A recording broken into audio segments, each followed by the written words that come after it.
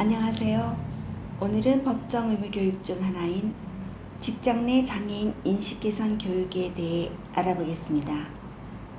장애인 인식 개선 교육이라고 하면 매년 들어야 하는 교육, 회사에서 꼭 해야 하는 법정 교육 정도로 생각하시는 분들이 많습니다. 맞습니다. 직장 내 장애인 인식 개선 교육은 모든 사업주와 근로자가 반드시 알아야 하는 법정 의무 교육입니다. 하지만 이 교육의 진짜 목적은 단순히 교육 이수 기록을 남기는 데 있지 않습니다. 장애에 대한 편견을 줄이고 장애인 근로자가 안정적으로 일할 수 있는 환경을 만들며 장애가 있던 없던 서로를 동등한 동료로 존중하는 직장 문화를 만드는 데 있습니다. 먼저 법정 교육 기준부터 살펴보겠습니다. 직장 내 장애인 인식 개선 교육은 모든 사업주와 근로자를 대상으로 연 1회 1시간 이상 실시해야 합니다. 교육 내용에는 장애에 대한 이해, 장애가 가지는 차이에 대한 존중, 직장 내 장애인의 인권, 장애인 차별 금지, 정당한 편의 제공, 장애인 고용 관련 법과 제도 등이 포함되어야 합니다. 또한 사업주는 교육 실시 관련 자료를 3년간 보관해야 합니다. 교육을 실시하지 않거나 관련 자료 보관 의무를 지키지 않을 경우 과태료가 부과될 수 있습니다. 이 교육은 하면 좋은 교육이 아니라 반드시 준비해야 하는 교육입니다. 그렇다면 장애란 무엇일까요? 우리는 흔히 장애를 눈에 보이는 신체적 어려움으로만 생각하기 쉽습니다. 휠체어를 이용하는 사람, 시각장애가 있는 사람, 청각장애가 있는 사람을 먼저 떠올립니다. 하지만 장애는 매우 다양합니다. 지체장애, 시각장애, 청각장애뿐만 아니라 지적장애, 자폐성 장애, 정신장애, 뇌병변장애 등 다양한 유형이 있습니다. 또 어떤 장애는 겉으로 잘 드러나지 않기도 합니다. 그래서 직장에서 겉으로는 멀쩡해 보이는데 왜 필요가 필요하지? 라고 쉽게 판단해서는 안 됩니다. 장애는 개인의 문제만이 아니라 일터의 환경과 제도에 따라 더 크게 느껴질 수도 있고 반대로 충분히 줄어들 수도 있습니다. 예를 들어 휠체어를 이용하는 근로자에게 경사로와 엘리베이터가 있고 이동 동선이 편리하며 업무 공간이 조성되어 있다면 그 근로자는 충분히 자신의 역할을 수행할 수 있습니다. 결국 중요한 것은 개인에게만 적응을 요구하는 것이 아니라 직장 환경을 함께 바꾸는 것입니다. 다음으로 중요한 것은 차별금지입니다. 장애인을 차별한다는 것은 노골적으로 나쁜 말을 하는 것만을 의미하지 않습니다.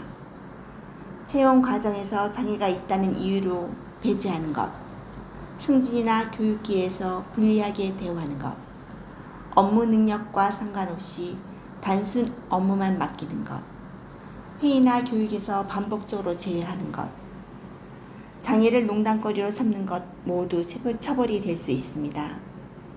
특히 조심해야 할 것은 도와준다는 이름의 차별입니다. 예를 들어 힘들 것 같은 이업은 하지 마세요. 장애가 있으니 중요한 일은 어렵겠죠. 이런 말은 배려처럼 들릴 수 있지만 당사자에게 확인하지 않고 기회를 제한한다면 그것은 배려가 아니라 배제가 될 수 있습니다. 진짜 배려는 상대의 가능성을 미리 판단하는 것이 아니라 필요한 지원이 무엇인지 묻고 함께 일할 방법을 찾는 것입니다. 여기서 꼭 알아야 할 개념이 정당한 편의 제공입니다. 정당한 편의 제공이란 장애인이 다른 근로자와 동등하게 일할 수 있도록 필요한 조정과 지원을 제공하는 것입니다. 예를 들어 청각장애가 있는 근로자에게는 회의 내용을 문자로 공유하거나 자막을 제공할 수 있습니다.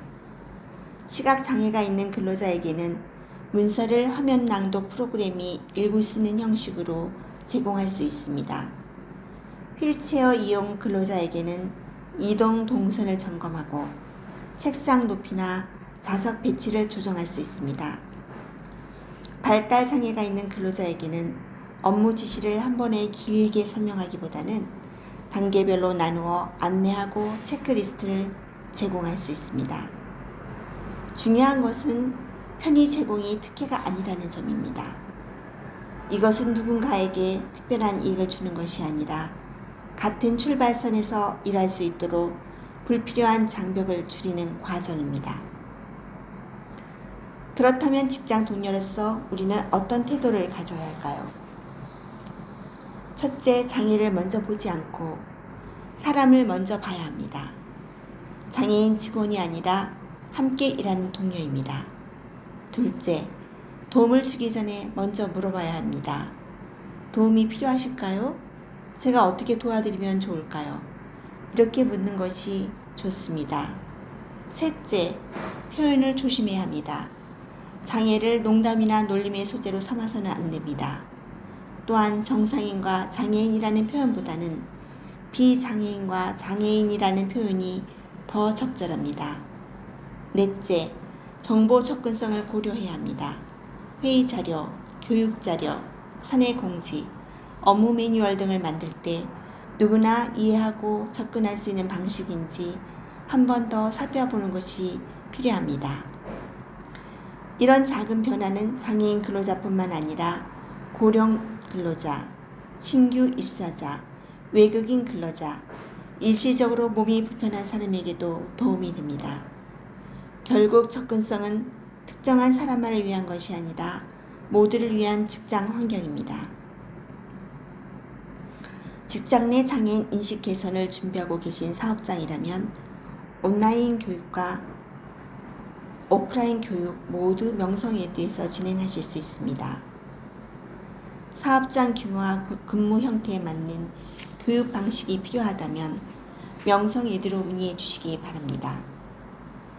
문의 전화는 02-6959-2788, 홈페이지는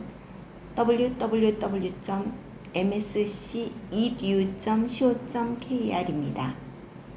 명성예두는 사업장에 필요한 법정 의무 교육을 보다 쉽고 체계적으로 준비하실 수 있도록 돕고 있습니다. 오늘 내용을 정리해 보겠습니다.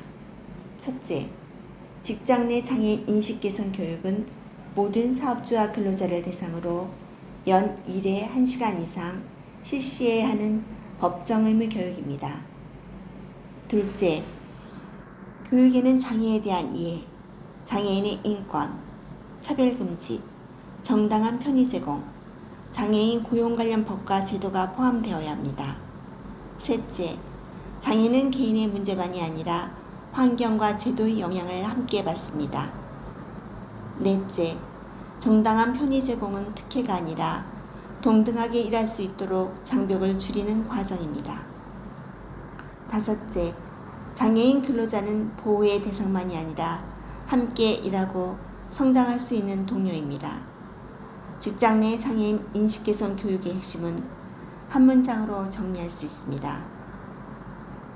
장애를 보는 시선이 바뀌면 일터의 문화가 바뀝니다.